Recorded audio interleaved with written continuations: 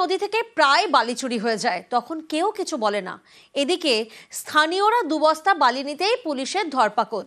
এই অভিযোগে শান্তিনিকেতনে অশান্তি, পুলিশের বিরুদ্ধে রাস্তায় নেমে বিক্ষোভ এলাকাবাসীর।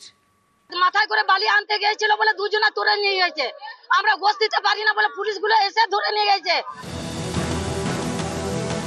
বীরভূমের শান্তিনিকেতন, এখান দিয়ে বয়ে গিয়েছে কোপাই নদী। এই কোপাই নদীর পার থেকে প্রায়ই বালি চুরির অভিযোগ ওঠে, কিন্তু বুধবার দুবস্তা বালি তোলা নিয়ে একেবারে হই হট্টগোল। অশান্ত শান্তিনিকেতনের মহিষ ঢাল।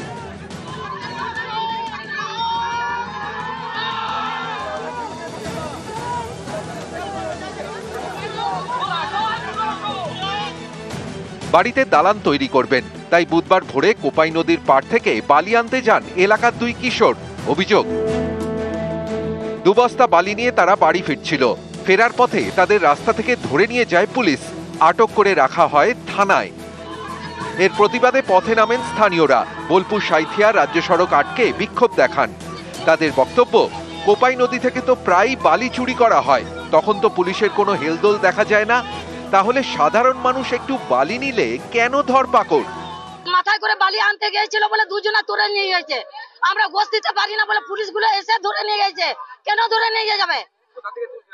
এই যে আমাদের কোপাই নদী থেকে, আমাদের তো নদীর কাছেই বাড়ি, আর ট্রাক্টর করে বই বই নিয়ে গিয়ে যাচ্ছে, সেইটা বলে পুলিশ দেখছে না।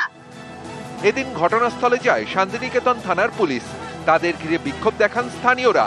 এরপরে আটক দুই কিশোরকে ছেড়ে দেয় পুলিশ। বীরভূম থেকে ইন্দ্রজিৎ রুজ, নিউজ 18 বাংলা।